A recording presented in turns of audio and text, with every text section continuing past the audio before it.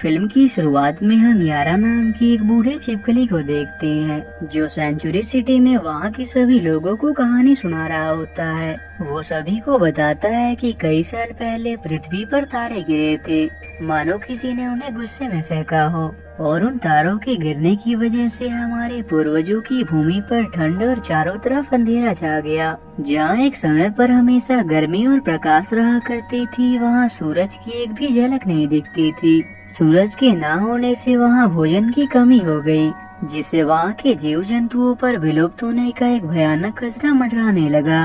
कुछ जीव तो विलुप्त हो गए, लेकिन कुछ ने बचने का रास्ता ढूंढ निकाला। वो टूटा हुआ तारा उन जानवरों के लिए एक अभयारण्य साबित हुआ, लेकिन वहाँ मौजूद जानवरों को ये भी मालूम था कि यहाँ उनके अलावा और भी जानवर हैं जो एक दूसरे को मारकर खा सकते हैं। लेकिन उस विलुप्त होने की घड़ी में उन जानवरों ने एक दूसरे पर भरोसा दिखाया और वहाँ मौजूद एक बीज को उन सभी ने निस्वार्थ विष के लिए इस्तेमाल किया। एक ऐसी विष जिससे वहाँ के सभी एनिमल सरवाइव कर सके। उस बीज के इस्तेमाल से विलुप्त होने का खतरा टल गया और इस प्रकार से विस्मस की परंपरा शुरू हो गई। यारा उस जगह को दिखाते हुए कहता है कि ये वही स्थान है जहाँ तारा गिरा था और वे संस्थापक बच्चे यहीं मौजूद हैं। इसके बाद वो सभी को विस्मस ट्री दिखाते हुए कहता है कि हमारे पूर्वजों ने उस अंकुरित बीज की रक्षा की जो आज एक फला फूला विस्मस ट्री में बदल चुका है। सेंचुरी सिटी एक ऐसी जगह थी जहाँ सभी जानवर एक साथ चैन से रहा करते थे और वहाँ के नियम भी साधारण थे कि कोई भी जानवर किसी को नहीं खा सकता था। लेकिन उसी सिटी के बाहर एक ऐसा जगह भी था जो कब्रिस्तान में बदल चुका था और वहाँ के सारे नियम विलुप्त हो चुके थे। वहाँ के सभी जानवर एक दूसरे के खून के प्यासे बन चुके थे और वहाँ गया कोई भी जीव वहाँ से लौट कर नहीं आता। इसलिए यारा उनसे कहता है कि हमें हमेशा जीने के लिए फाउंडिंग प्रिंसिपल के नियमों का सम्मान करना चाहिए। और ये सारी बातें यारा सभी जानवरों को विस्मस सेरेमनी के दिन सुना रहा होता है। इसके बाद हम कहानी के मेन कैरेक्टर कैरी रिंगटन नाम की एक पोसम को देखते हैं जिसे जंगल में घूमना और जंगली जीवों के बारे में जानना बहुत पसंद होता है। इसलिए वो अपने खिलौने से खेल रही होती है। तभी वहाँ उसकी बड़ी बहन पेट्रा आ जाती है जो उसे घर चलने को कहती है, पर कैरी उससे कहती है कि सेंचुरी सिटी के अलावा भी वहाँ बहुत कुछ है और मैं उन्हें एक्सप्लोर करना चाहती हूँ। इस पर पेट्रा उसकी बात काटते हुए कहती है कि हम विस्मस सेरेमनी के लिए लेट हो जाएंगे, डैड हमारा इंतजार कर रहे हैं। विस्मस सेरेमनी की बात सुनकर कैरी बहुत खुश हो जाती है क्योंकि उस सेरेमनी में सभी जीव अपनी अपनी इच्छा अनुसार विस्मस ट्री से विश मांगते थे। इसलिए वो एक शॉर्टकट रास्ते से होते हुए वहाँ से निकल जाती है, पर पेट्रा भी उसके पीछे सेरेमनी के लिए चली जाती है। लेकिन रास्ते में कैरी एक वाइल्ड फैसिलिटी को देखकर अट्रैक्ट हो जाती है और उसके अंदर जाकर वहाँ के गैजेट्स को खुशी से देखने लगती है। उतने में वहाँ पेट्रा आ जाती है जो कैरी को वहाँ से लेकर अपने डैड के पास चली जाती है। अपने डैड से मिलकर कैरी काफी खुश होती है क्योंकि आज वो विस्मस ट्री से अपनी स्नो फॉलिंग की विश मांगने वाली होती है ताकि वो अपने डैड और सिस्टर के साथ स्नो में खेल सके। इसके बाद कैरी के डैड उन दोनों के साथ विस्मस सेरेमनी जाते हैं जहाँ यारा सभी को बता रहा होता है कि उन सभी को विस्मस की सिर्फ एक ही बीज को तोड़ना है और अपने विश मांग कर उसे हवा में उड़ा देना है। साथ ही यारा चेतावनी देते हुए ये भी कहता है कि आखिर में पेड़ पर एक बीज तो रहना ही चाहिए ताकि वो अगले साल फिर से खिल सके और आखिरी बीज को किसी को भी तोड़ना नहीं है। और यारा की बात सुनने के बाद सभी एक एक बीज तोड़कर अपनी अपनी विश मांग लेते हैं। कैरी भी अपनी विश मांगकर बहुत खुश होती है, पर जब वो घर आती है तो उसके डैड उसे उपहार के रूप में टीवी गिफ्ट करते हैं, पर कैरी उसे देखकर जरा भी खुश नहीं होती और ये कहकर वहाँ से चली जाती है कि ये वो चीज नहीं है जिसके लिए मैंने विश किया था। इसलिए पेट्रा उसे मनाने के लिए उसका मनपसंद डिश लेकर उसके कमरे में जाती है और उसे प्यार से समझाती है। इसके बाद वो दोनों सो जाते हैं। लेकिन आधी रात को कैरी अपने खिड़की से निकलकर एक बार फिर से विस्मस ट्री के पास जाती है और यारा की चेतावनी को नजरअंदाज करके उस आखिरी बीज को भी तोड़ लेती है और उस बीज से इग्लू में खेलने के लिए स्नो फॉलिंग की विश मांग लेती है। और जैसे ही वो उस बीज को हवा में उड़ाती है, आसमान में बिजली चमकने लगती है और उसे आसमान में रेड डीमन दिखाई देते हैं, जिसे देखकर कैरी बहुत डर जाती है और भागकर अपने घर आकर सो जाती है। और अगली सुबह जब वो उठती है तो उसे पता चलता है कि उसकी स्नो फॉलिंग की इच्छा पूरी हो चुकी थी, जिसे जानकर वो बहुत खुश होती है और अपने डैड को भी स्नोफॉल दिखाती है। उनके साथ वहाँ के बाकी के जीव भी स्नोफॉल देखकर बहुत खुश होते हैं और इसे खूब एंजॉय करते हैं। अपने विश के पूरा होने से कैरी की खुशी का कोई ठिकाना नहीं होता, पर ये खुशी अगले ही पल मुसीबत में बदलने लगती है जब वो देखती है कि इतनी ठंड के कारण पक्षियों के पंख हवा में ही फ्रीज होने लगे थे, साथ ही मछलियाँ भी पानी में फ्रीज होने लगी थी। स्नोफॉल से वहाँ इतना ठंड हो चुका था कि वहाँ के जानवरों को भी इससे काफी परेशानियाँ होने लगी थी। ये देखकर कैरी क्रिसमस ट्री के पास जाती है, तब उसे पता चलता है कि अब क्रिसमस ट्री भी पूरी तरह से फ्रीज हो चुका था। ये देखकर वो बहुत परेशान हो जाती है। तभी वहाँ यारा आ जाता है, जो कैरी के कारनामों को जान चुका था और उसे कहता है कि तुम इतनी नादान हो कि तुमने क्रिसमस ट्री के आखिरी पेज भी तोड़कर प्राचीन शैतानी ताकतों को वापस आने का प्रलोभन दे दिया। वो शैतान सिर्फ विनाश ही चाहता है। ये सुनने के बाद कैरी वहाँ से जाने लगती है, पर यारा उसे रोककर कहता है कि तुमने जो किया है उससे अब तुम्हें ही ठीक करना होगा, क्रिसमस ट्री को बचाना होगा, इसलिए तुम्हें इस शहर के बाहर से वैसे ही बीज को ढूंढना होगा। पर कैरी बिना कुछ कहे ही वहाँ से घर आ जाती है, लेकिन रात को सोते समय उससे रेड डीमन के विजन आते हैं, जिस वजह से कैरी फाइनली अपने किए को सही करने का फैसला करती है और अपना सामान पैक करके यारा के साथ उस बीज की तलाश में निकल जाती है। रास्ते में यारा उसे जमीन पर नक्शा बनाकर समझाता है कि हमें शहर से बाहर जाने के बाद बहुत बड़े दलदल को पार करना होगा, जहाँ बहुत ही खतरनाक जानवर रहते हैं जो किसी के भी खून के प्यासे होते हैं, और किसी तरह उसे पार करने के बाद भी हमारी मुश्किलें खत्म नहीं होंगी और आगे भी ऐसी ही मुसीबतों को पार करना होगा। तब कहीं जाकर हमें आखिर में क्रिसमस ट्री का बीज मिल सकता है, जिससे हम अपने शहर को वापस से पहले जैसा कर पाएंगे। इससे पहले आज तक जो कोई भी इस सफर पर निकला है वो कभी वापस नहीं आया, पर इसके अलावा हमारे पास और कोई रास्ता नहीं है और इसलिए वो अपने विल को स्ट्रॉन्ग करके अपने मकसद के लिए निकल जाते हैं। दूसरी ओर हम एक वुल्फ को देखते हैं जो शिकार न मिलने के कारण मरने की हालत में होता है। तभी उस रेड डीमन की काली शक्तियाँ उसमें समा जाती हैं, जिससे वो और भी ज्यादा खुखार हो जाता है। इधर यारा और कैरी जब चलते चलते दलदल पहुँचते हैं, तब वहाँ उन्हें एक जायंट फ्रॉग मिलता है जो उन्हें अपना लंच बनाने की फिराक में होता है।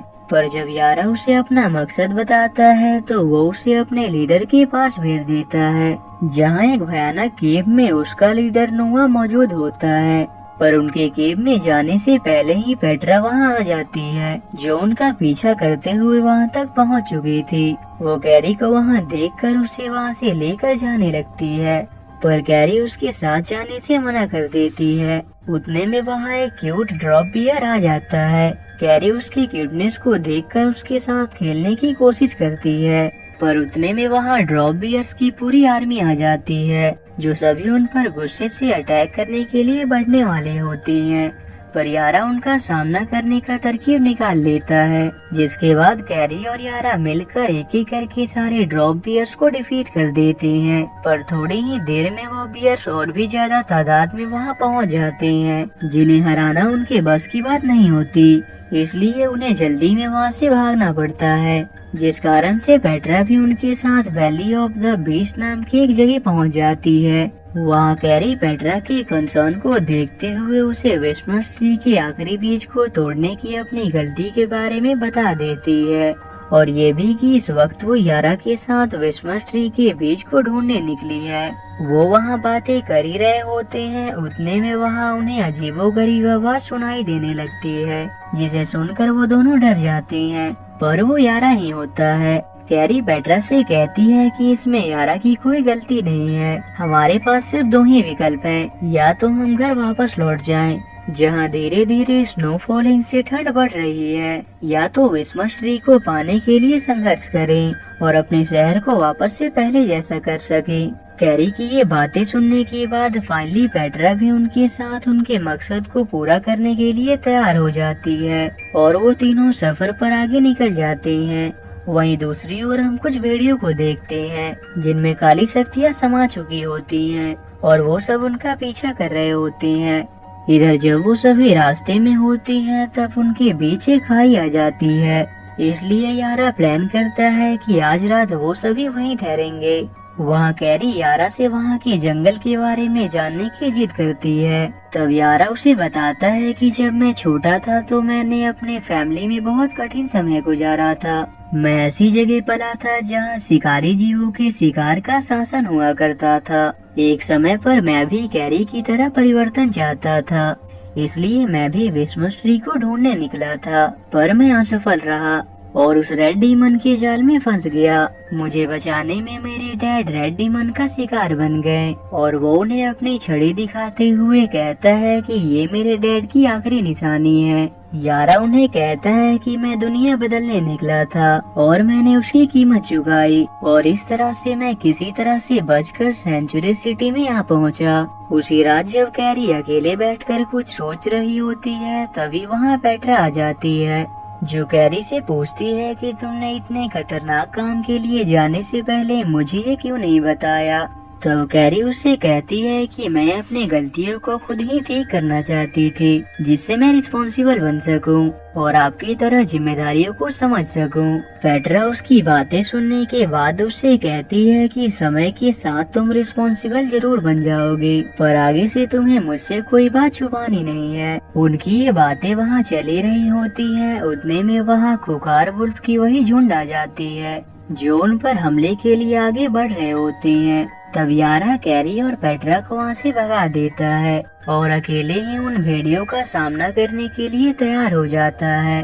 इधर जब कैरी और पेट्रा वहाँ से भाग रहे होते हैं तभी वो तूफान की चपेट में आ जाते हैं और जब कैरी की आँख खुलती है तो वो खुद को एक वीरान जगह पर पाती है, पर पेट्रा उसे कहीं नजर नहीं आती और कैरी जैसे ही आगे बढ़ती है उसे विस्मस ट्री नजर आती है, लेकिन उसकी तरह बढ़ते ही वो ट्री बिल्कुल सूख जाता है और वहाँ उसे संस्थापक बच्चे नजर आते हैं जो कैरी से कहते हैं कि तुमने सब कुछ बर्बाद कर दिया, जिस पर वो कहती है कि मैं सब कुछ ठीक कर दूंगी। पर तभी कैरी को पता चलता है कि वो सभी उस डीमन की काली शक्तियों के वश में थे। पर तभी कैरी जाग जाती है क्योंकि दरअसल तूफान की चपेट में आने के बाद वो बेहोश हो गई थी। तभी उन्हें वहाँ एक ड्रॉप बियर नजर आता है जिसे पेट्रा मारने ही वाली होती है, पर कैरी उसे बचा लेती है और उसे बर्नार्ड नाम देती है और पेट्रा के मना करने के बाद भी उसे अपने साथ लेकर आगे बढ़ने लगती है, जहाँ उन्हें वही टूड मिलता है जो उनसे पहले मिला था। वो उन्हें ये कहकर चला जाता है कि बहुत जल्द तुम दोनों मरने वाले हो। तभी कैरी को ब्लू लाइट नजर आती है और वो नादानी में उसका पीछा करने लगती है, जिसके जरिए वो एक ऐसी जगह पर पहुंचती है जहां उसे अपनी ही तरह एक स्पिरिट नजर आती है। पेट्रा ये देखकर डर जाती है, लेकिन तब कैरी उससे कहती है कि मुझे मालूम है कि इसका क्या मतलब है और वो पेट्रा को अपने सपने के बारे में बताती है और कहती है कि हम सबको मिलकर काम करना होगा। ये कहकर कैरी जैसे ही उस स्पिरिट से हाथ मिलाने के लिए आगे बढ़ती है वो स्पिरिट गायब हो जाती है और अगले ही पल वहाँ एक विशालकाय जानवर आ जाता है, पर कैरी उसे देखकर जरा भी घबराती नहीं और हिम्मत करके उसे छूने की कोशिश करती है, जिसके बाद वो जानवर भी गायब हो जाता है। पेट्रा ये देखकर अभी भी हैरान थी। तभी कैरी के बैकपैक से वो ड्रॉप बियर बाहर आ जाता है और पेट्रा को भी उसके वहाँ होने के बारे में पता चल जाता है, पर कैरी के रिक्वेस्ट के बाद वो उसे भी अपने साथ ले चलने के लिए राजी हो जाती है और इसी तरह से आगे बढ़ते हुए फाइनली वो विस्मस ट्री के पास पहुँच जाते हैं। पर वहाँ वो देखते हैं कि वहाँ मौजूद विस्मस ट्री पूरी तरह से सूख चुका था और उस पर एक भी बीज नहीं था। ये देखकर कैरी दुखी होकर रोने लगती है, तो पेट्रा उसे हिम्मत देते हुए मोटिवेट करती है और उसे हार ना मानने का हौसला देती है। इससे कैरी को वापस से हिम्मत मिलता है। तभी कैरी को उस विस्मस ट्री पर एक कली दिखाई देती है, पर इससे पहले कि वो कली पूरी तरह से खिल पाता उन्हें एक आवाज सुनाई देती है और जब वो पीछे देखते हैं तो उन्हें यारा दिखाई देता है जो अभी तक जिंदा होता है। उसे वापस देखकर कैरी और पेट्रा बहुत खुश होते हैं, पर वहीं उन्हें पता चलता है कि अब यारा भी उस डीमन की काली शक्तियों के वश में हो चुका था। वो अपने डैड की दी हुई उस छड़ी को भी तोड़ देता है, और जैसे ही वो कैरी और पेट्रा को मारने के लिए आगे बढ़ता है, बर्नार्ड उस पर हमला कर देता है, लेकिन यारा उसे बड़े ही आसानी से डिफीट कर देता है।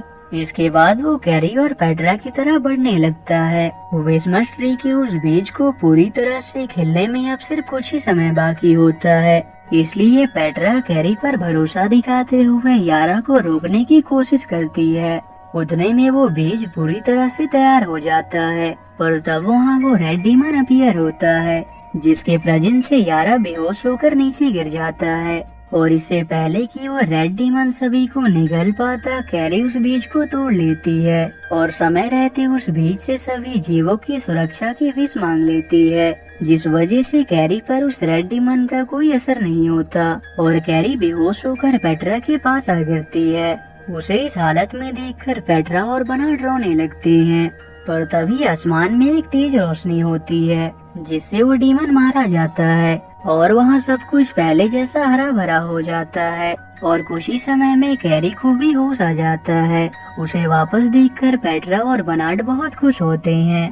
तभी वहाँ यारा भी होश में आ जाता है, जो अब बिल्कुल नॉर्मल हो चुका था, और वो भी कैरी के इस काम से बहुत इम्प्रेस होता है। पर जैसे ही उसकी नजर अपने टूटे हुए छड़ी पर पड़ती है, वो दुखी हो जाता है। तब पेट्रा उसकी छड़ी को जोड़कर वापस से पहले जैसा कर देती है, जिसके बाद यारा कैरी, पेट्रा और बर्नार्ड के साथ सेंचुरी सिटी वापस लौट जाता है। और इस तरह से वो सभी एक बार फिर अपने शहर और वहाँ के निवासियों को डीमन रूपी एक्सटिंक्शन से बचा लेते हैं। और इसी के साथ ही ये मूवी यहीं एंड हो जाती है। तो अगर आपको ये वीडियो अच्छा लगा हो तो इसे लाइक करें और ऐसी ही और मूवीज के लिए इस चैनल को सब्सक्राइब करें।